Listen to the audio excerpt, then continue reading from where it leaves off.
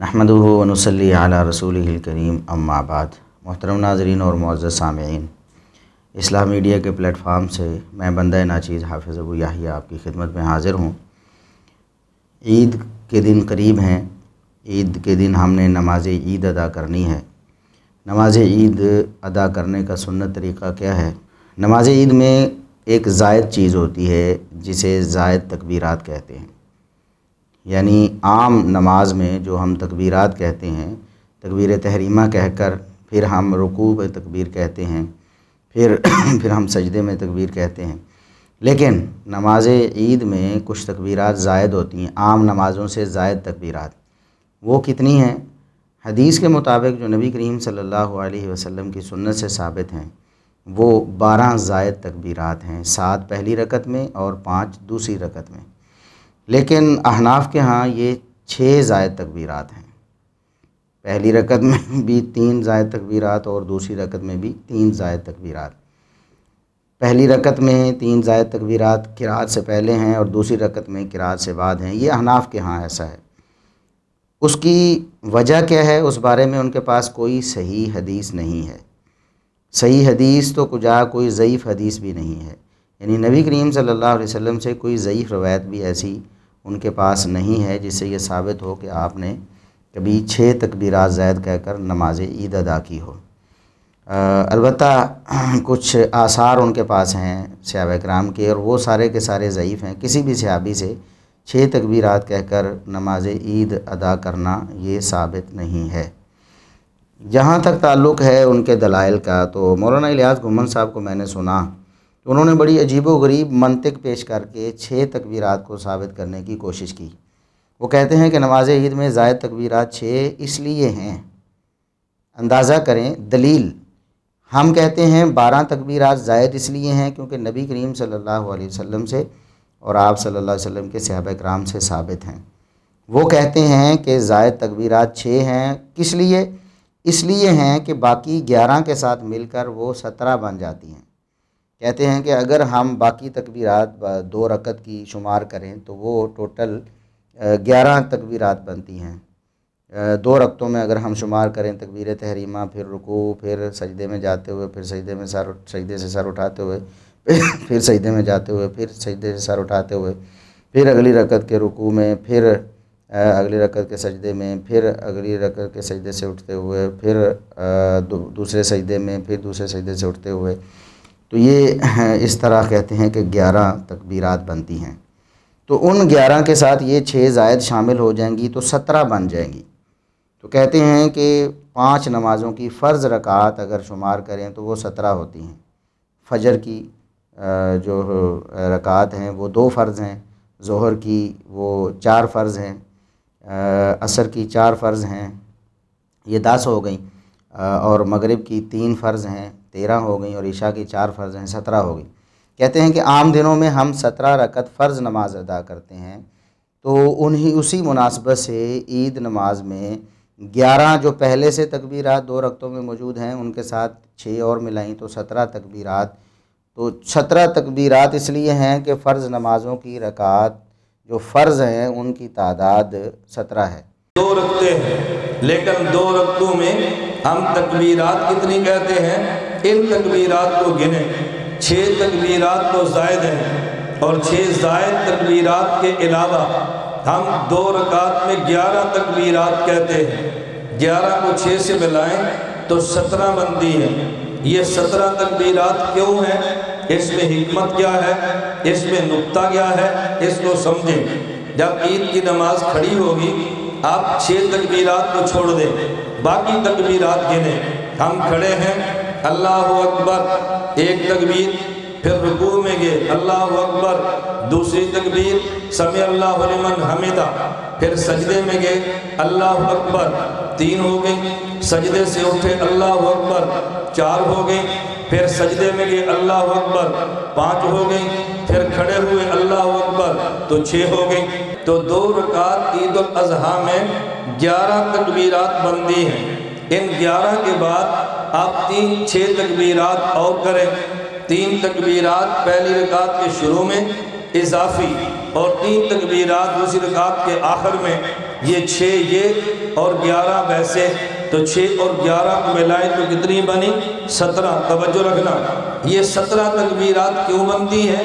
11 تکبیرات 2 رکعت نمازوں کی اور اضافی 6 تکبیرات، یہ 17 کیوں بنتی ہیں؟ ہمارے ذمے جو فرض نمازیں ہیں 24 گھنٹے میں، ان فرض نمازوں کی تعداد بنتی ہے 5 اور ان کی رکعتیں بنتی ہیں 17۔ پورے 24 گھنٹے میں جتنی رکعتیں بنتی ہیں، عید کے دن اللہ نے اتنی بار ہم سے تکبیرات کہلوائی ہیں۔ دیکھیں کیسی عجیب و غریب منطق پیش کی۔ کل کو کوئی کہے گا کہ نہیں، میں کہتا ہوں کہ 10 زائد تکبیرات ہیں، وہ اس لیے ہیں کہ اگر آپ اس طرح نمازوں کو شمار کریں، اگر آپ اس میں وطروں کو بھی شمار کر لیں تو ان کی اتنی بن جائیں گی، لہٰذا یہ جو ہے وہ اتنی تکبیرات ہونی چاہیے۔ وطروں کو احناف بھی فرض کہتے ہیں، واجب تو کہتے ہیں، کم از کم واجب کہتے ہیں، تو فرض اور واجب قریب قریب ہی ہوتا ہے ان کے نزدیک۔ تو اگر کوئی کہے کہ نہیں 6 زائد تکبیرات وہ 9 ہونی چاہیے، کیوں؟ جو ہے رکعات کی تعداد جو فرض یا واجب کو ملا کر بنتی ہے وہ 17 کی بجائے 20 بنتی ہے، تو پھر 9 رکعتیں جو 9 تکبیریں زائد ہونی چاہیے تاکہ پہلے والی 11 کے ساتھ مل کر یہ 20 بن جائے۔ تو یہ کیا، یعنی میں سمجھتا ہوں کہ یہ بڑی عجیب و غریب بات مولانا الیاس گمن صاحب نے کہی ہے۔ بھلا ایسے حساب کتاب جو لوگ اپنے طور پر کوئی حساب کرتا ہے، کوئی کسی طرح حساب کرتا ہے، کوئی کسی طرح حساب کرتا ہے۔ اب دیکھیں نماز عید بھی تو فرض ہے، نماز عید بھی تو فرض ہے۔ اب اس کی تکبیرات، اس کی رکعات 2 ساتھ شامل کریں تو عید والے دن جو فرض نمازوں کی رکعات ہیں وہ کتنی ہو جائیں گی؟ وہ تو 17 کی بجائے 19 ہو جائیں گی۔ تو ان کا حساب تو یہاں ہی غلط ہو گیا۔ اسی طرح کوئی اور نماز کوئی شامل کر لے، کوئی بعض اہل علم جو ہیں اگرچہ ان کا موقف مرجوح ہے، وہ تحیۃ المسجد کو بھی فرض کہتے ہیں، ان کے بقول ان کے مطابق اور زیادہ فرائض زیادہ ہو جائیں گی، فرائض کی تعداد جو ہے۔ تو یہ عجیب و غریب حساب کتاب، کیا یہ دلیل بنتی ہے ایسی بات؟ آپ یہ کہیں کہ یہ حدیث سے ہمارے پاس دلیل ہے، جبکہ وہ خود کہتے ہیں کہ سنت طریقہ یہی ہے۔ کیا اس طرح کے حساب کتاب جو ہر بندہ اپنے اپنے بنا سکتا ہے، کیا اس طرح کے حساب کتاب سے سنت بن جاتی ہے؟ انہیں چاہیے تھا کہ جو ان کے پاس سنت کی دلیل ہے، نبی کریم صلی اللہ علیہ وسلم کا طریقہ تھا تو اسے پیش کرتے۔ ہمارے پاس جو نبی کریم صلی اللہ علیہ وسلم کا طریقہ ہے ہم آپ کے سامنے پیش کرتے ہیں۔ سب سے پہلے تو سنن نبی داؤد کی حدیث نمبر 1151 ہے، 1151۔ تو نبی کریم صلی اللہ علیہ وسلم کے صحابی عبداللہ بن عمر بن عاص رضی اللہ عنہ بیان کرتے ہیں کہ نبی کریم صلی اللہ علیہ وسلم نے فرمایا التکبیر فی الفطر 7 فی الاولی و 5 فی الاخرہ۔ عید الفطر میں جو تکبیرات ہیں وہ پہلی رکعت میں 7 ہیں، دوسری رکعت میں 5 ہیں، والقراءۃ بعدہما کلتیہما، ان دونوں رکعتوں میں تکبیرات کے بعد ہی قرات ہوگی۔ اس حدیث کی سند حسن ہے، یعنی نبی کریم صلی اللہ علیہ وسلم سے یہ حدیث ثابت ہے۔ تو چونکہ عید الفطر اور عید الاضحیٰ کی نماز ایک ہی ہوتی ہے تو آپ نے ایک ہی نماز کا طریقہ بتایا جو کہ دونوں نمازوں میں چلتا ہے، کیونکہ دونوں نمازیں عید ہیں۔ تو یہ ہمارے پاس دلیل ہے سنن نبی داؤد کی 1151 نمبر حدیث، خود نبی کریم صلی اللہ علیہ وسلم کا فرمان۔ دوسری حدیث ہمارے پاس موطا امام مالک سے ہے، سیدنا ابو ہریرہ رضی اللہ عنہ وہ بیان کرتے ہیں، ان کے پیچھے نماز پڑھی ہے نافع مولا ابن عمر نے۔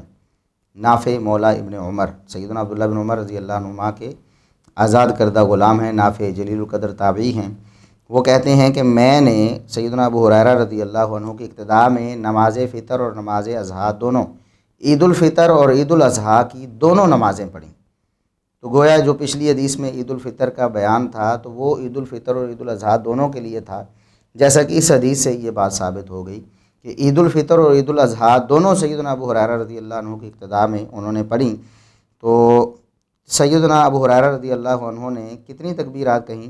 فکبر فی الرکعۃ الاولی 7 تکبیرات قبل القراءۃ وفی الآخرۃ 5 تکبیرات قبل القراءۃ۔ انہوں نے پہلی رکعت میں قراءت سے پہلے 7 تکبیریں اور دوسری رکعت میں قراءت سے پہلے 5 تکبیریں کہیں۔ تو یہ امام مالک رحمہ اللہ نے یہ حدیث بیان کی ہے، اور خود امام مالک رحمہ اللہ اس حدیث کو بیان کر کے وہ اس حدیث کو صحیح سمجھتے ہیں۔ اس حدیث کی سند بالکل صحیح ہے امام مالک رحمۃ اللہ علیہ بیان کرتے ہیں نافع مولا ابن عمر سے، اور نافع مولا ابن عمر سیدنا ابو ہریرہ رضی اللہ عنہ سے بیان کرتے ہیں سند صحیح کا شمس ہے، یعنی کسی شخص میں ایسی کوئی جرت ہے ہی نہیں کہ اس حدیث پر کلام کر سکے۔ امام مالک رحمۃ اللہ علیہ خود اپنی کتاب میں یہ حدیث درج کرتے ہیں، وہ بیان کرتے ہیں نافع سے، تابعی سے۔ کیسی یعنی سلسلۃ الذہب ہے یہ سند، سونے کی کڑی ہے جس میں کوئی کھوٹ کوئی ثابت ہی نہیں کر سکتا۔ امام مالک نافع سے بیان کرتے ہیں جو تابعی ہیں، نافع سیدنا ابو ہریرہ سے بیان کرتے ہیں، دیٹس آل، یہی چین یہی سند ہے، کتنی پیاری سند ہے، اس پر کوئی اعتراض بھی کوئی نہیں کر سکتا۔ عبداللہ بن عمر رضی اللہ عنہما کے جو غلام ہیں نافع، انہوں نے سیدنا ابو ہریرہ رضی اللہ عنہ کی اقتداء میں نماز عید الفطر اور نماز عید الاضحیٰ دونوں پڑھیں، اور دونوں عیدوں میں جو عید نماز تھی اس میں زائد تکبیرات 12 ہی، پہلی رکعت میں 7 اور دوسری رکعت میں 5 سیدنا ابو ہریرہ رضی اللہ عنہ نے کہیں۔ امام مالک رحمہ اللہ کیا فرماتے ہیں؟ وَهُوَ الْأَمْرُ عِنْدَنَا، فرماتے ہیں ہمارے نزدیک بھی یہی معاملہ ہے، ہم بھی اسی حدیث پر عمل کرتے ہیں، تو ہم بھی اپنے احناف بھائیوں کو دعوت دیں گے کہ صحیح حدیث ہے، سلسلۃ الذہب ہے، نبی کریم صلی اللہ علیہ وسلم کی سنت بھی ثابت ہو چکی ہے، تو وہ بھی اس پر عمل کریں۔ امام مالک رحمہ اللہ تو ان کے نزدیک بھی قابل اعتماد شخصیت ہیں، تو انہیں چاہیے کہ ان پر اعتماد کریں۔ اس سے آگے سیدنا ابو ہریرہ رضی اللہ عنہ کا یہ جو اثر ہے، امام بہقی رحمۃ اللہ علیہ نے بھی پیش کیا ہے الخلافیات میں، وہ فرماتے ہیں کہ والموقوف علی ابی ہریرہ صحیح لا شک فیہ، سیدنا ابو ہریرہ رضی اللہ عنہ سے جو موقوف روایت یعنی ان کا عمل ہے کہ انہوں نے 12 تکبیرات کہیں، یہ صحیح ہے اور اس میں کوئی شک نہیں ہے، اس میں کوئی شک نہیں ہے۔ اسی طرح یہ جو سیدنا ابو ہریرہ رضی اللہ عنہ کا عمل ہے یہ مرفوع حکمی بھی ہے، یعنی ایسا نہیں ہے کہ صرف ان کی ذات تک محدود ہو۔ ایک تو نبی کریم صلی اللہ علیہ وسلم سے صراحتاً ہم نے ابو داؤد کی 1151 نمبر حدیث پیش کی، دوسرا یہ موطا امام مالک کی جو حدیث ہے یہ بھی سیدنا ابو ہریرہ رضی اللہ عنہ جو عمل کر رہے ہیں یہ مرفوع حکمی ہے۔ اس کی وجہ کیا ہے؟ یعنی یہ بھی نبی کریم صلی اللہ علیہ وسلم سے لیا ہے، سیدنا ابو ہریرہ رضی اللہ عنہ نے اپنی طرف سے یہ عمل نہیں کیا۔ کیوں؟ سیدنا ابو ہریرہ رضی اللہ عنہ سے صحیح بخاری میں 803 نمبر حدیث ہے، وہ انہوں نے نماز پڑھی، نماز پڑھنے کے بعد وہ فرماتے ہیں والذی نفسی بیدہ، اس ذات کی قسم جس کے ہاتھ میں میری جان ہے، انی لاقربکم شبہا بصلاۃ رسول اللہ صلی اللہ علیہ وسلم، میں اللہ کی قسم میں یقیناً تم سب سے بڑھ کر نبی کریم صلی اللہ علیہ وسلم کی نماز کی مشابہ نماز پڑھتا ہوں، یعنی تم سب سے بڑھ کر میری نماز رسول اللہ صلی اللہ علیہ وسلم کی نماز کے مشابہ ہے۔ ان کانت حاضی لصلاۃہ حتی فارق الدنیا، انہوں نے نماز پڑھ کر دکھائی تھی، تو بعد میں فرمایا کہ اللہ کی قسم نبی کریم صلی اللہ علیہ وسلم کی نماز یہی تھی یہاں تک کہ آپ نے دنیا کو چھوڑ دیا، یعنی آپ صلی اللہ علیہ وسلم کی آخری نماز تک آپ صلی اللہ علیہ وسلم کی ہر نماز اسی طرح تھی جس طرح میں نے پڑھ کر دکھائی ہے۔ تو عید الفطر اور عید الاضحیٰ بھی سیدنا ابو ہریرہ رضی اللہ عنہ نے نبی کریم صلی اللہ علیہ وسلم کے ساتھ ادا کی تھی، اور وہ بھی اسی عموم میں داخل ہے کہ میں تم سب سے بڑھ کر نبی کریم صلی اللہ علیہ وسلم کی نماز کو کاپی کرتا ہوں۔ تو لہٰذا یہ جو سیدنا ابو ہریرہ رضی اللہ عنہ کا عمل ہے، انہوں نے خود صحیح بخاری کی روایت کے مطابق جو 803 نمبر حدیث ہے یہ گواہی دی ہوئی ہے کہ میری جو نماز ہے، جو میں نماز پڑھتا ہوں، وہ سب سے بڑھ کر نبی کریم صلی اللہ علیہ وسلم والی نماز ہے۔ لہٰذا یہ بات ثابت ہو گئی کہ نبی کریم صلی اللہ علیہ وسلم سے جو عمل ثابت ہے اور صحابہ کرام سے جو ثابت ہے وہ 12 زائد تکبیرات ہیں، 7 پہلی رکعت میں، 5 دوسری رکعت میں، اور دونوں رکعتوں کی زائد تکبیرات وہ قرات سے پہلے ہیں، دوسری رکعت کی قرات کے بعد نہیں ہے جیسا کہ ہمارے احناف بھائی کرتے ہیں۔ اب ہم دیکھتے ہیں کہ ہمارے احناف بھائیوں کے پاس آخر کون سی دلیل ہے۔ اگرچہ مولانا الیاس گھمن صاحب اس دلیل کو پیش نہیں کر سکے اپنی اس ویڈیو میں جو ہمارے تک پہنچی، شاید کبھی انہوں نے بیان کی بھی ہوں وہ روایات، تو ایک دو جو روایات مشہور ان کے ہاں ہیں ہم ان پر آپ کے سامنے تبصرہ کرتے ہیں کہ ان کی استنادی حیثیت کیا ہے۔ سب سے پہلے تو علامہ عینی حنفی نے جو بہت معتبر شخصیت ہیں احناف کے ہاں، انہوں نے اپنی کتاب البنایہ شرح الہدایہ میں، یعنی ہدایہ کی بڑی ایک معتمد شرح ہے البنایہ، اس میں انہوں نے لکھا ہے کہ وروا محمد بن الحسن فی کتاب الآثاری، کہ محمد بن حسن نے اپنی کتاب الآثار میں یہ حدیث ایک نقل کی ہے جس سے وہ اپنی نماز عید کی تکبیرات کو 6 ثابت کرتے ہیں۔ کہ اخبرنا ابو حنیفہ رحمہ اللہ عن حماد بن ابی سلیمان عن ابراہیم النخعی عن عبداللہ بن مسعود رضی اللہ عنہ انہ کان قائدا فی مسجد الکوفہ۔ عبداللہ بن مسعود رضی اللہ عنہ سے یہ روایت ہے، وہ کہتے ہیں کہ میں مسجد کوفہ میں بیٹھا ہوا تھا، میرے ساتھ کچھ صحابہ تھے، حذیفہ بن یمان رضی اللہ عنہ اور ابو موسیٰ اشعری رضی اللہ عنہ۔ تو وہاں پر عبداللہ بن زبیر رضی اللہ عنہ نے یہ طریقہ بتایا نماز کا، یعنی اس طریقے کو بتانے والے عبداللہ بن زبیر رضی اللہ عنہ ہیں۔ انہوں نے کیا بتایا کہ پہلی رکعت میں 5 اور دوسری رکعت میں 4 تکبیرات کہی جائیں۔ تو پہلی رکعت میں 5 کیسے ہوں گی کہ وہ قرات سے پہلے ہونی ہے، تو جو تکبیرۃ الافتتاح ہے، یعنی جو جسے ہم کہتے ہیں تکبیر اولا، اللہ اکبر کہہ کے جس سے نماز شروع کرتے ہیں، تو وہ تکبیر شامل کر کے 5 ہو جائیں گی، 4 زائد تکبیریں تو یہ 5 ہو جائیں گی۔ اور دوسری رکعت میں 4 تکبیریں ہیں، اس کو بھی وہ بعد والی کو شامل کر لیں گے، رکوع والی کو، تو وہ 3 رہ جائیں گی۔ اور پہلی رکعت میں بھی تکبیر اولا بھی شامل کی اور رکوع بھی شامل کر لیا اگر ساتھ میں، تو وہ 3 رہ جائیں گی۔ تو گویا 6 تکبیرات انہوں نے بتائیں۔ تو یہ جو روایت ہے یہ کئی وجہ سے ضعیف ہے۔ سب سے پہلے تو حماد بن ابی سلیمان جو راوی ہیں وہ مدلس بھی ہیں اور مختلط بھی ہیں، مدلس بھی ہیں اور مختلط بھی ہیں، یہاں سماع کی صراحت انہوں نے نہیں کی۔ اس کے بعد امام ابراہیم نخعی ہیں رحمہ اللہ تعالی، وہ بھی مدلس ہیں اور انہوں نے بھی سماع کی صراحت کیے بغیر اس روایت کو بیان کیا ہے عبداللہ بن مسعود رضی اللہ عنہ سے۔ اور اس سند میں ایک اور علت بھی ہے کہ ایک راوی ایسے ہیں کہ تمام محدثین کا اتفاق ہے، جیسا کہ امام ابن حبان رحمہ اللہ نے نقل کیا ہے کہ اس راوی کے ضعیف ہونے پر تمام محدثین کا اتفاق ہے کہ وہ راوی حدیث میں ضعیف ہیں۔ باقی ہم مطلب ہے کہ کوئی بات ان کے بارے میں نہیں کرتے، ان کی شخصیت اور کردار کے بارے میں، لیکن حدیث میں اتنا ہے کہ ان کی حدیث ضعیف ہے۔ کوئی نیک آدمی بھی ایسا ہو سکتا ہے، کئی ایک مثالیں رجال حدیث میں موجود ہیں کہ وہ بڑے زاہد عابد تھے لیکن حدیث میں ضعیف تھے۔ تو اس روایت میں بھی 2 مدلسین ہیں اور ساتھ میں حماد بن ابی سلیمان مدلس ہونے کے ساتھ مختلط بھی ہیں، اور اس کے ساتھ ایک اور جو راوی ہیں، جو تیسرے راوی ہیں، وہ ضعیف بھی ہیں محدثین کے اتفاق کے ساتھ، لہٰذا یہ جو روایت ہے ضعیف ہے۔ اور دوسری بات یہ ہے کہ یہ روایت نبی کریم صلی اللہ علیہ وسلم سے نہیں ہے بلکہ عبداللہ بن زبیر رضی اللہ عنہ جو صحابی ہیں ان سے ہے۔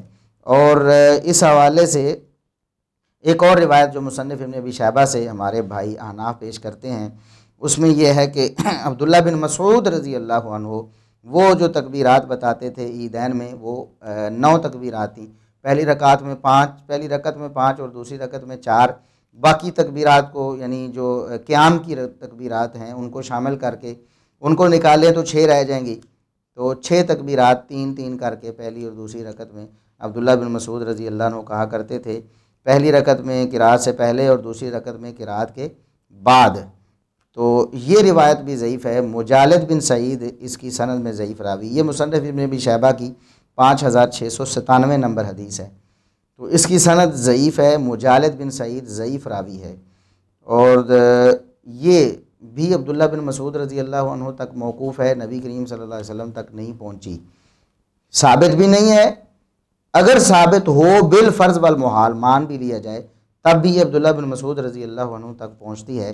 امام بہقی رحمۃ اللہ علیہ کیا فرماتے ہیں؟ کہتے ہیں کہ اگر اس حدیث کو صحیح سمجھ لیں، اس روایت کو وَهَذَا رَأْيٌ مِّن جِهَةِ عبداللہ رضی اللہ عنہ، تو یہ زیادہ سے زیادہ عبداللہ بن مسعود رضی اللہ عنہ کی رائے، ذاتی رائے ثابت ہوگی، جبکہ والحدیث المسند مع ما علیہ من عمل المسلمین اولا ان یتبع، جبکہ جو نبی کریم صلی اللہ علیہ وسلم سے مرفوع حدیث ہم پیچھے پیش کر چکے ہیں اور اس پر مسلمانوں کا عمل بھی ہے، ابھی تک متوارث چلا آ رہا ہے۔ امام بہقی رحمۃ اللہ علیہ فرماتے ہیں ان کے دور تک چلا آ رہا تھا، تو اب بھی الحمدللہ اہل حدیث اس پر عمل کر رہے ہیں، تو وہ فرماتے ہیں کہ اولا ان یتبع، اس پر عمل کرنا زیادہ بہتر ہے نا، اس کو اگر ثابت مان بھی لیا جائے۔ اسی طرح وہ کہتے ہیں امام بہقی رحمۃ اللہ علیہ سنن کبری بہقی میں ہی جلد 3 صفحہ 411 پہ کہ وَنُخَالِفُهُ فِي عَدَدِ التَّكْبِيرَاتِ وَتَقْدِيمِهِنَّ عَلَى الْقِرَاءَةِ فِي الرَّكْعَتَيْنِ جَمِيعًا بِحَدِيثِ رسول اللہ صلی اللہ علیہ وسلم۔ یہ جو اثر پیش کیا گیا ہے عبداللہ بن مسعود رضی اللہ عنہ کا، ہم اس اثر کی مخالفت کرتے ہیں، ہم اسے نہیں مانتے۔ کیوں؟ کس معاملے میں مخالفت کرتے ہیں؟ ایک تو تکبیرات کی تعداد میں کہ اس میں 6 بیان ہوئی ہیں جبکہ نبی کریم صلی اللہ علیہ وسلم سے 12 بیان ہوئی ہیں، اور دوسرا دوسری رکعت کی تکبیرات قرات کے بعد کہنی ہے، کہتے ہیں ہم اس میں بھی مخالفت کرتے ہیں، ہم قرات سے پہلے ہی دونوں رکعتوں میں تکبیرات کہتے ہیں۔ کیوں؟ بحدیث رسول اللہ صلی اللہ علیہ وسلم، نبی کریم صلی اللہ علیہ وسلم کی حدیث کی وجہ سے۔ تو دو چیزیں اس میں آپ نے یاد رکھنی ہیں۔ ایک بات تو یہ ہے کہ نبی کریم صلی اللہ علیہ وسلم سے اور صحابہ کرام سے 12 تکبیرات ثابت ہیں، 7 پہلی رکعت میں، 5 دوسری رکعت میں، اور یہ زائد تکبیریں ہیں نماز کی باقی تکبیرات کے علاوہ۔ خالص نماز عید میں جو تکبیرات کہی جاتی ہیں وہ 12 ہیں زائد تکبیرات، اور یہ ایک بات ہے۔ دوسری بات یہ ہے کہ صحابہ کرام سے جو آثار عبداللہ بن زبیر رضی اللہ عنہ سے اور عبداللہ بن مسعود رضی اللہ عنہ سے جو پیش کیے جاتے ہیں وہ ضعیف ہیں، سند کے اعتبار سے وہ ثابت نہیں ہیں، اور اگر وہ ثابت ہو بھی جائیں تو امام بیہقی رحمۃ اللہ علیہ نے جس طرح بتایا ہے کہ نبی کریم صلی اللہ علیہ وسلم کی حدیث پر عمل کرنا یہی اولا ہے اور یہی قابل عمل ہے، کیونکہ نبی کریم صلی اللہ علیہ وسلم کے خلاف اگر کسی صحابی کی کوئی بات ہے تو ہم اس پر معذرت کے ساتھ اور احترام کے ساتھ چھوڑ دیں گے۔ صحابی کا احترام ہمارے دل میں ہے، ہم دل و جان سے صحابہ کرام سے عقیدت رکھتے ہیں، لیکن ایسی کوئی بات اگر ہو جائے، اور یہ سارے مسلمان ایسے کہتے ہیں، بعض لوگ اس کو پراپیگنڈا بنانے کی کوشش کرتے ہیں، دیکھو جی یہ غیر مقلدین یعنی اہل حدیث کو کہتے ہیں، یہ غیر مقلدین صحابہ کرام کو نہیں مانتے۔ بھئی ہم مانتے ہیں لیکن نبی کریم صلی اللہ علیہ وسلم کے بعد مانتے ہیں۔ یہاں جو آثار آپ کے اگر ثابت ہوتے تب بھی نبی کریم صلی اللہ علیہ وسلم کی حدیث پر عمل کرنا یہ بہتر تھا اور یہی حق تھا، لیکن جو آثار آپ نے پیش کیے ہیں، آپ کی طرف سے پیش کیے گئے ہیں، وہ سرے سے ثابت ہی نہیں، لہٰذا نہ نبی کریم صلی اللہ علیہ وسلم نے 12 تکبیرات سے کم سے نماز عید پڑھی اور نہ صحابہ کرام کا یہ عمل تھا۔ صحابہ کرام بھی یہی عمل کرتے تھے اور نبی کریم صلی اللہ علیہ وسلم بھی یہی عمل کرتے تھے، اور فقہا بھی۔ امام بیہقی رحمۃ اللہ علیہ جو یہ بیان کر رہے ہیں کہ یہی عمل چلا آ رہا ہے، تو امام شافعی رحمہ اللہ اور امام مالک رحمہ اللہ وغیرہ کا یہی موقف تھا۔ امام مالک کی موطا سے ہم نے وہ جو سلسلۃ الذہب ان کی حدیث پیش کی ہے اس پر انہوں نے جو کمنٹس کیے ہیں کہ ہمارے نزدیک بھی الامر عندنا، ہمارے نزدیک بھی بالکل اسی پر عمل ہوگا۔ اللہ تبارک و تعالی ہمیں سنت پر عمل کرنے کی توفیق عطا فرمائے۔ نماز عید ادا کرتے وقت ایک اہم مسئلہ جو ان دنوں میں بہت زیادہ پوچھا جاتا ہے، پوچھا بھی جانا چاہیے، کیونکہ جو مسلمان ہے اسے اپنا ہر عمل نبی کریم صلی اللہ علیہ وسلم کے عمل کے مطابق کرنا چاہیے، اور اسے پوچھنا چاہیے کہ میرا عمل جو میں کر رہا ہوں یا مجھے بتایا جا رہا ہے میں ایسے کیوں کروں، کیا نبی کریم صلی اللہ علیہ وسلم سے ایسا کچھ ثابت ہے؟ تو یہ سوال کیا جاتا ہے عموماً کہ کیا نماز عید میں جو زائد تکبیرات کہی جاتی ہیں، زائد تکبیرات 12 ہیں، اس حوالے سے ہمارا الگ سے کلپ موجود ہے، آپ ہمارے یوٹیوب چینل پہ اسے دیکھ سکتے ہیں۔ تو جو زائد تکبیرات کہنی ہیں، ان زائد تکبیرات میں کیا ہر تکبیر میں رفع الیدین بھی کرنا ہے؟ تو ہمارا جواب یہ ہے کہ یقیناً ہر تکبیر میں جو زائد تکبیرات ہیں ان میں رفع الیدین بھی کرنا ہے۔ اس کی دلیل ہمارے پاس کیا ہے؟ دیکھیں، اس میں ایک قابل غور بات یہ ہے کہ ہمارے احناف بھائی جو کہ عام نماز میں رکوع میں جاتے وقت یا سجدے میں رکوع سے سر اٹھاتے وقت یا تیسری رکعت میں اٹھتے وقت رفع الیدین کو کہتے ہیں کہ یہ منسوخ ہو گیا ہے، یہ جائز نہیں ہے، بلکہ اس حوالے سے وہ صحیح مسلم کی ایک حدیث بھی پیش کرنے کی کوشش کرتے ہیں جو کہ دراصل سلام کے متعلق تھی کہ سلام کرتے وقت صحابہ کرام ہاتھ اٹھایا کرتے تھے۔ تو انہوں نے کہا کہ نہیں جی، یہ تو نماز کے بارے میں ہے اور عموم ہے کہ نماز میں چاہے نماز کا شروع ہو، درمیان ہو، آخر ہو، ہاتھ اٹھانا منع ہے۔ اسکنوا فی الصلاۃ، نبی کریم صلی اللہ علیہ وسلم نے فرمایا کہ نماز میں سکون کرو۔ حالانکہ یہ متواتر نبی کریم صلی اللہ علیہ وسلم کی احادیث ہیں رفع الیدین کے بارے میں، اور صحابہ کرام کا متواتر عمل ہے اس پر، اور پھر امت کا متواتر عمل ہے اس پر، اور اس پر بہت زیادہ دلائل ہیں، یہاں تفصیل کا وقت نہیں ہے۔ تو عرض کرنے کا مقصد یہ ہے کہ رفع الیدین نماز عید میں ہمارے احناف بھائی بھی کہتے ہیں کہ کرنا چاہیے، جبکہ عام نماز میں وہ کہتے ہیں کہ پہلی دفعہ رفع الیدین کرنے کے بعد دوبارہ قطعاً رفع الیدین نہیں کرنا، اور وہ کہتے ہیں کہ نماز میں سکون کے منافی ہے اور یہ منسوخ ہو گیا ہے، اور یہ بار بار حرکت کرنا جو ہے نا وہ یہ مناسب نہیں ہے۔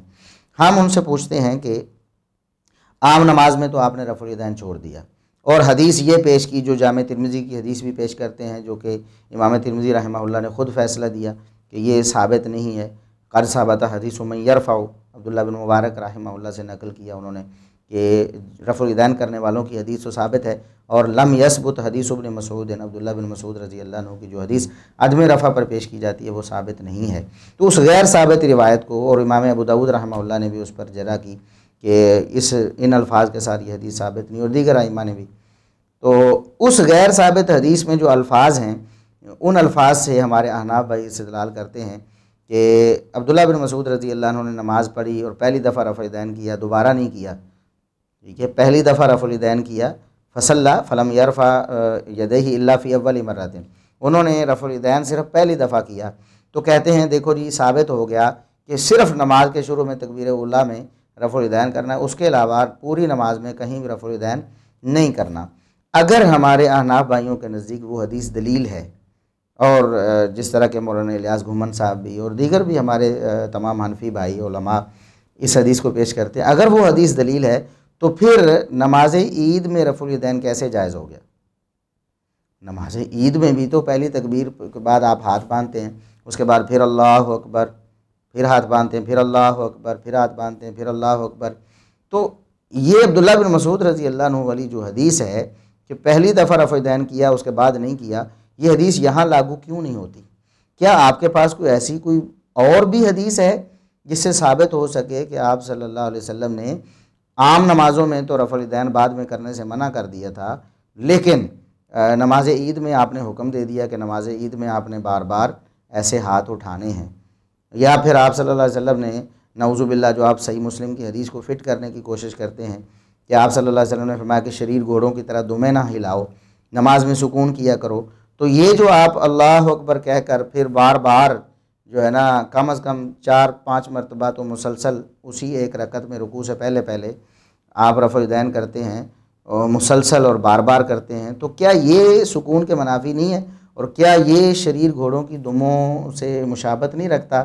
اگر وہ حدیث اس پر فٹ ہوتی تو ہم تو کہتے ہیں وہ حدیث ہے اسلام کے بارے میں۔ اسی طرح عبداللہ بن مسعود رضی اللہ عنہ والی حدیث آپ کو نہیں روکتی کہ پہلی دفعہ ہی صرف رفع الیدین کرنا ہے، بار بار نہیں کرنا، تو آپ کے پاس اسپیشل کون سی دلیل ہے کہ عام نماز میں تو رفع الیدین بار بار کرنا منع ہے رکوع میں اور رکوع سے سر اٹھاتے وقت یا تیسری رکعت میں اٹھتے وقت، لیکن عید میں جو ہے نا وہ بار بار کرنا جائز ہے، بلکہ یہ حکم ہے، وہ کہتے ہیں کہ سنت طریقہ یہی ہے۔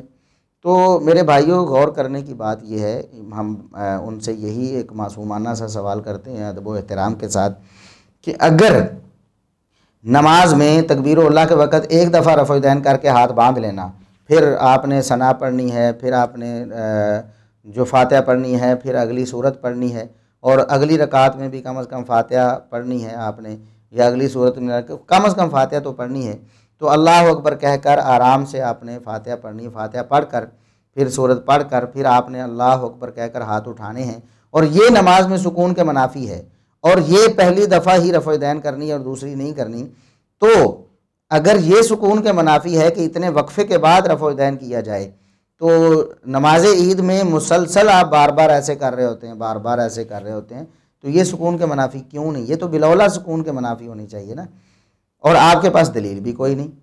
ہاں، ہمارے پاس دلیل ہے، ہم پیش کرتے ہیں، سنن ابی داؤد میں 722 نمبر ہے، اور مسند احمد میں بھی یہ حدیث موجود ہے، مسند احمد میں 6175 نمبر حدیث ہے۔ مسند احمد کا حوالہ ساتھ میں ایک تو اس لیے دیا کہ مسند احمد یہ زیادہ یعنی بڑی کتاب ہے ابو داؤد کے مقابلے میں، اگرچہ سیاہ ستہ میں سنن ابی داؤد ہے، لیکن امام احمد بن حنبل رحمہ اللہ یہ استاذ ہیں امام ابو داؤد رحمہ اللہ کے، تو ان کی کتاب کو اس حوالے سے فوقیت حاصل ہے، ان کی کتاب کا حوالہ پہلے دیا جائے۔ دوسرا، اس کی سند میں امام زہری رحمہ اللہ یہاں چونکہ مدلس ہیں اور عن سے بیان کر رہے ہیں، مسند احمد میں سماع کی تصریح بھی موجود ہے تاکہ کسی کو کوئی شبہ نہ رہے، تو مسند احمد کا حوالہ بھی ہم نے ساتھ ہی دے دیا۔ تو یہ حدیث بالکل سند کی صحیح ہے۔ حدیث کیا ہے؟ سیدنا عبداللہ بن عمر رضی اللہ عنہما بیان کرتے ہیں کہ رسول اللہ صلی اللہ علیہ وسلم، اب دیکھیں دلیل ہمارے پاس تو ہے اور ہم یہ دلیل پیش کرتے ہیں، ہمارے حنفی بھائی حالانکہ یہ صریح دلیل ہے لیکن اس کو پیش نہیں کر سکتے ایک مجبوری کی وجہ سے۔ کیا ہم بتاتے، پہلے وہ میں الفاظ پیش کرتا ہوں جو الفاظ اس بات کی واضح دلیل ہیں کہ عیدین کی جو زائد تکبیریں ہیں ان میں بھی رفع الیدین کیا جائے گا۔ وہ الفاظ یہ ہیں کہ وَيَرْفَعُهُمَا فِي كُلِّ تَكْبِيرَةٍ يُكَبِّرُهَا قَبْلَ الرُّكُوعِ حَتَّى تَنْقَضِيَ صَلَاتُهُ۔ عبداللہ بن عمر رضی اللہ عنہما بیان کرتے ہیں کہ نبی کریم صلی اللہ علیہ وسلم رکوع سے پہلے جو بھی تکبیر کہتے اس تکبیر میں آپ صلی اللہ علیہ وسلم رفع دین کیا کرتے تھے، اور حتیٰ تنقضی صلاتہ، یہاں تک کہ آپ کی نماز مکمل ہو جاتی۔ نماز کے مکمل ہونے تک رکوع سے پہلے جو بھی تکبیر ہوتی اس میں آپ صلی اللہ علیہ وسلم رفع دین کیا کرتے تھے۔ چونکہ نماز عید میں جو ہماری تکبیرات زائدہ ہیں وہ بھی رکوع سے پہلے ہی ہیں، لہٰذا ہر تکبیر میں رفع دین کرنی ہے، اور یہ سنن ابی داؤد میں 722 نمبر اور مسند احمد میں 6175 نمبر حدیث سے نبی کریم صلی اللہ علیہ وسلم سے ثابت ہے۔ اب یہ دلیل ہم پیش کرتے ہیں، ہماری دلیل ہے یہ، ہمارے حنفی بھائی اس حدیث کو پیش نہیں کر سکتے۔ کیوں؟ وجہ کیا ہے؟ وجہ یہ ہے کہ اس حدیث میں اس سے پہلے عبداللہ بن عمر رضی اللہ عنہما یہ بیان کر رہے ہیں کہ رسول اللہ صلی اللہ علیہ وسلم جب نماز کے لیے کھڑے ہوتے تو رفع دین کرتے اپنے کندھوں کے برابر، پھر آپ رکوع میں جاتے پھر رفع دین کرتے، پھر رکوع سے سر اٹھاتے پھر آپ صلی اللہ علیہ وسلم رفع دین کرتے۔ یہ الفاظ جو حدیث میں موجود ہیں، اسی طرح مسند احمد میں بھی یہ الفاظ موجود ہیں۔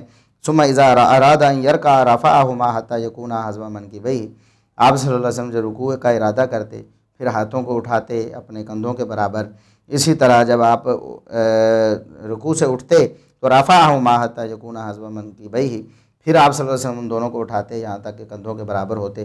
تو یہ الفاظ اس حدیث میں موجود ہیں۔ عبداللہ بن عمر رضی اللہ عنہما اس حدیث کو بیان کر رہے ہیں۔ اگر ہمارے حنفی بھائی اس حدیث سے استدلال کرنے کی کوشش کریں، حالانکہ یہ اکلوتی دلیل ہے یعنی پورے ذخیرہ حدیث میں یہی ایک اکلوتی دلیل ہے نماز عیدین کی زائد تکبیروں میں رفع دین کرنے کی، لیکن ہمارے حنفی بھائی اگر اس حدیث کو پیش کریں تو نماز کے رکوع والا اور رکوع سے سر اٹھانے والا اور تیسری رکعت والا رفع دین میں ان کے گلے پڑ جائے گا، حالانکہ وہ ان کی فقہ کے خلاف ہے، لہٰذا وہ اس حدیث کو پیش ہی نہیں کرتے۔ جب اس حدیث کو پیش نہیں کرتے تو وہ دلیل سے تہی دامن ہو جاتے ہیں۔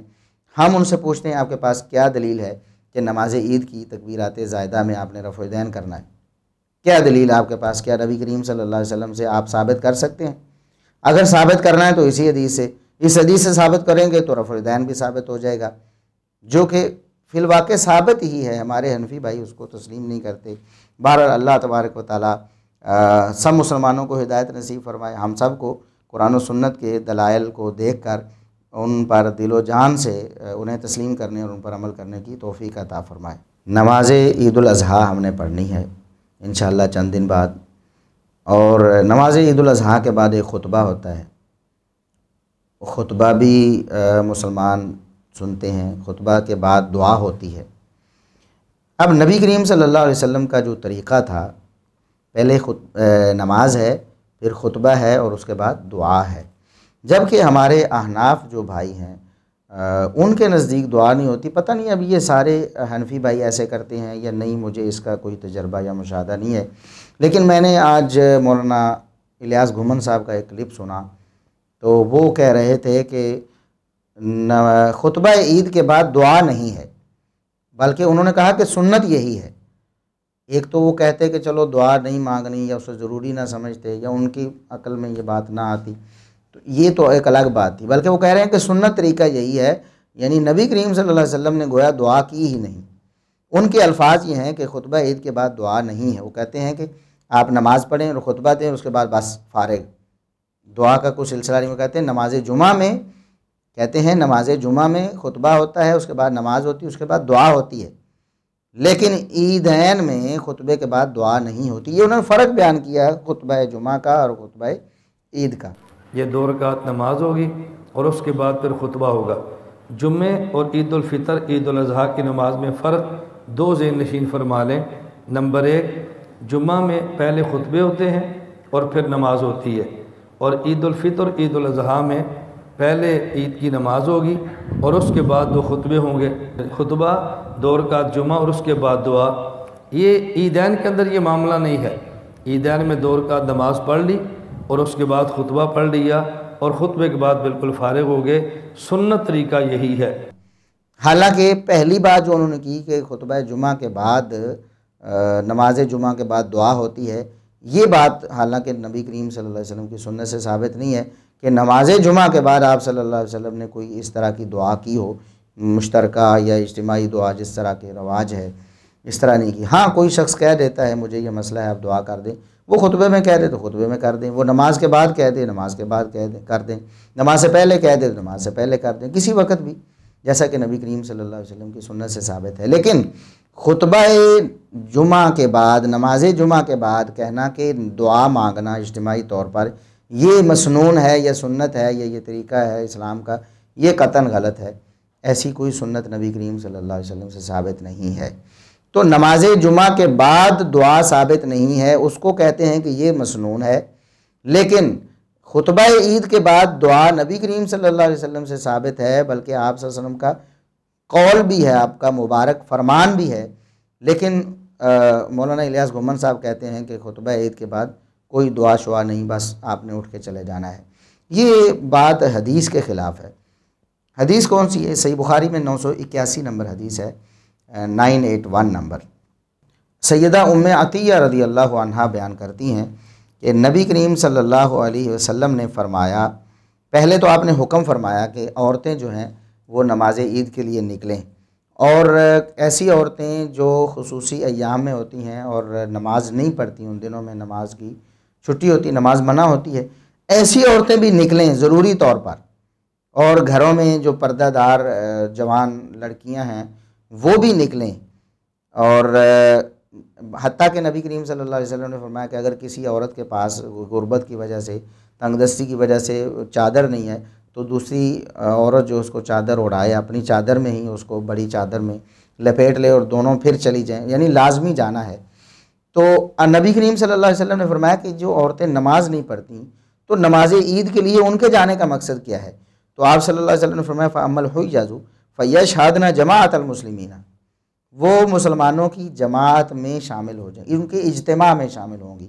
فَيَشْهَدْنَ جَمَاعَةَ الْمُسْلِمِينَ وَدَعْوَتَهُمْ، وہ مسلمانوں کے اجتماع میں شامل ہوں گی یعنی خطبہ سنیں گی، اور ان کی دعا میں شامل ہوں گی، وَدَعْوَتَهُمْ، ان کی دعا میں بھی شامل ہوں گی، وَيَعْتَزِلْنَ مُصَلَّاهُمْ، ہاں نماز پڑھتے وقت ان کی نماز کی جگہ سے وہ الگ رہیں گی، نماز کی جگہ سے الگ بیٹھیں گی، لیکن خطبہ میں شامل ہو جائیں گی، آواز انہیں آتی ہوگی، اور دعا میں شامل ہو جائیں گی۔ اب یہاں دعوتن کا لفظ ہے، کوئی کہہ سکتا ہے کہ دعوتن کا معنی چلو دعا بھی ہوتا ہے لیکن واعظ و نصیحت بھی ہو سکتا ہے، لیکن ہم آپ کو ایک صریح حدیث پیش کرتے ہیں، بالکل یہی جو صحیح بخاری کی حدیث تھی، صحیح مسلم میں بھی ہے، اس میں بھی یہ الفاظ ہیں وَيَشْهَدْنَ الْخَيْرَ وَدَعْوَةَ الْمُسْلِمِينَ، نماز سے الگ رہیں گی اور خیر کو حاضر ہوں گی، یعنی خطبہ کو حاضر ہوں گی، وَدَعْوَةَ الْمُسْلِمِينَ، مسلمانوں کی دعا میں حاضر ہوں گی۔ تو میں نے عرض کیا کہ دعوتن کا لفظ چونکہ ایک عام سا لفظ ہے، اس کے کئی معنی ہو سکتے ہیں، کوئی کہہ سکتا ہے کہ دعوتن کا معنی دعا بھی ہوتا ہے، لیکن ایک احتمال یہ بھی ہے کہ دعوتن کا معنی واعظ و نصیحت ہو۔ چلیں ہم مان لیتے ہیں اگر یہاں تک ہوتا تو بات شاید بن جاتی، لیکن سنن کبریٰ بہقی میں یہی حدیث امام بہقی رحمۃ اللہ علیہ جب اپنی سند سے لے کر آئے، جب یہی حدیث صحیح بخاری اور مسلم والی امام بہقی رحمۃ اللہ علیہ نے پیش کی تو اس میں الفاظ کیا ہیں کہ ام عطیہ رضی اللہ عنہا بیان کرتی ہیں کہ فَأَمَّا الْحُجَّجُ فَيَشْهَدْنَ جَمَاعَةَ الْمُسْلِمِينَ وَدُعَاءَهُمْ، کہ جو حیض والی عورتیں ہیں، نبی کریم صلی اللہ علیہ وسلم نے فرمایا کہ انہیں کیوں نکلنے کا حکم دیا گیا کہ وہ حیض والی عورتیں مسلمانوں کے اجتماع میں شامل ہوں گی اور ان کی دعا میں شامل ہوں گی۔ یہ سنن کبریٰ بہقی میں 6238 نمبر حدیث ہے، یعنی 6238 نمبر حدیث ہے، اور یہی صحیح بخاری والی حدیث کو امام بہقی رحمۃ اللہ علیہ نے اپنی سند سے نقل کیا ہے، اور امام بہقی رحمۃ اللہ علیہ اس کے آخر میں فرماتے بھی ہیں اخرجہ البخاری فی صحیح عن محمد بن المثنى عن ابن ابی عدی عن ابن عون، کہ عبداللہ بن عون سے میں نے یہ حدیث بیان کی ہے، میرے جو عبداللہ بن عون سے بیان کرنے والے میری سند میں راوی عبد الوہاب ہیں۔ امام بخاری رحمۃ اللہ علیہ نے عبداللہ بن عون سے ابن ابی عدی والی روایت نقل کی ہے، یعنی سند امام بخاری رحمۃ اللہ علیہ کی اور ہے، کچھ سند کا کچھ ٹکڑا، یعنی پیچھے جو ٹکڑا ہے ابن عون سے وہ امام بخاری رحمہ اللہ کا اور ہے، میرا اور ہے، لیکن یہی حدیث ہے امام بخاری رحمۃ اللہ علیہ نے صحیح بخاری میں پیش کی، تو امام بہقی رحمۃ اللہ علیہ نے وہی اپنی سند سے پیش کی، تو اس میں دعوتن کی تفسیر، تو الاحادیث تفسر بعضها بعضا، احادیث ایک دوسرے کی تفسیر کرتی ہیں، تو دعوت ان کا جو لفظ آیا تھا صحیح بخاری وغیرہ میں، تو امام بہقی رحمۃ اللہ علیہ نے اپنی سند سے جب نقل کیا تو اس حدیث میں یہ الفاظ آ گئے کہ وَدُعَاءَهُمْ، کہ دعوت المسلمین سے مراد دعاء المسلمین ہے، کہ مسلمانوں کا خطبہ بھی سنیں گی اور مسلمانوں کی دعا میں بھی شامل ہو جائیں گی۔ تو ایسی عورتیں نماز نہیں پڑھ سکتی جو ایام مخصوصہ میں ہوں، لیکن دعا تو کر سکتی ہیں۔ تو دعا کرنا یہ نبی کریم صلی اللہ علیہ وسلم کا طریقہ ہے۔ مسنون طریقہ یہ ہے کہ نماز عید میں جب اجتماع ہوتا ہے تو پہلے نماز پڑھی جاتی ہے، پھر خطبے کا اجتماع ہے، تو اس خطبے کے آخر میں دعا کی جائے، سارے مسلمان مل کر جو اکٹھے ہوئے ہیں وہ اپنے لیے، اپنے اہل و عیال کے لیے، اپنے جو ہے خطے کے لیے، اپنے علاقے کے لیے، اپنے جو ہے مسلمان بھائیوں کے لیے سب مل کر دعا کریں۔ تو یہ نبی کریم صلی اللہ علیہ وسلم سے ثابت ہے، لہٰذا یہ کہنا کہ نماز عید کے بعد دعا یا خطبہ عید کے بعد دعا نہیں ہے، یہ غلط ہے۔ اور اسے ہی سنت قرار دینے پر پھر جو زور لگانا، الٹا یہ کہہ دینا کہ سنت یہی ہے، یہ بالکل غلط ہے۔